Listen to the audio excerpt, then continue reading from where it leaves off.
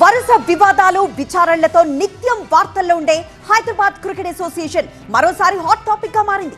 అది హెచ్సిఏ కాదు, high corruption academy అంటూ మండిపడ్డారు బండి సంజయ్. ప్రతిభతో క్రీడల్లో రాణించే పరిస్థితి లేకుండా పోయిందని ఆరోపించారు. మరోవైపు హెచ్సిఏలో నిధుల గోల్మాల్పై సిఐడి విచారణ కొనసాగుతోంది.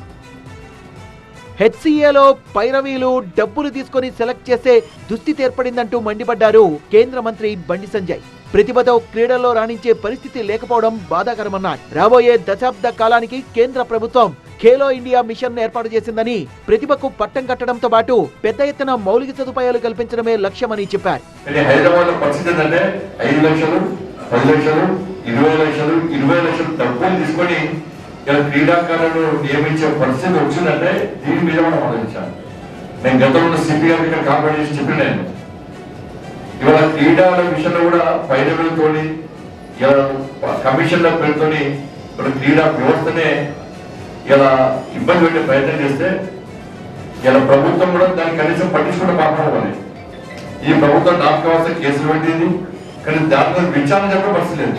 హెచ్సిఏలో ఎంపిక కావాలంటే పైరవీలు డబ్బులు తీసుకుని సెలెక్ట్ చేసే సంస్కృతిని కొంతమంది తీసుకొచ్చారని ఆరోపించిన బండి సంజయ్ అలాంటి వాళ్లు ఇబ్బంది పడక తప్పదని హెచ్చరించారు. ఆ మేరకు ఇప్పటికే న్యాయ ప్రక్రియ ప్రారంభమైందన్నారు బండి.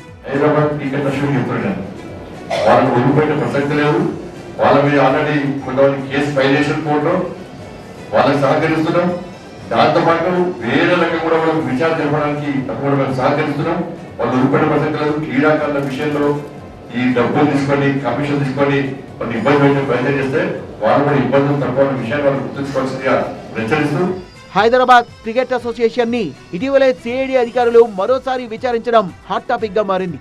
అవినీతి ఆరోపణలతో హెచ్సిఏ నూతన కమిటీ సభ్యులు సిఐడి ముందు విచారణకు హాజరయ్యారు. హెచ్సిఏ నిధుల్లోంచి 69 కోట్ల రూపాయల్ని విశాఖ ఇండస్ట్రీస్ కు బదిలీ చేసినట్లు స్పోర్ట్స్ స్టూడెంట్స్ ఫెడరేషన్ సభ్యులు ఆరోపించడంతో ఆ డబ్బుపై ప్రశ్నల్ని సంధించింది సిఐడి.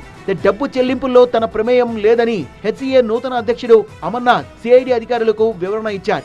హెచ్సిఏ నిధుల్ని మేనేజ్మెంట్ దారి మళ్లించిందని తెలంగాణ క్రికెట్ అసోసియేషన్ సెక్రటరీ సైతం ఆరోపించారు. నిధుల్ని క్రికెట్ అభివృద్ధికి కాకుండా విశాఖ ఇండస్ట్రీస్ వంటి ఇతర సంస్థలకు మళ్లించారని సిబిఐ విచారణ కోరుతూ వినతిపత్రం సమర్పించారు. హెచ్సిఏ అక్రమాలపై గత సంవత్సరం జూలై నెలలో విచారణ జరిపి పలువురిని అరెస్టు చేసిన సిఐడి మరోసారి విచారణ జరపడం చర్చనీయాంశంగా మారింది. ఈ క్రమంలో బండి సంజయ్ కామెంట్స్ ఆసక్తికరంగా మారాయి.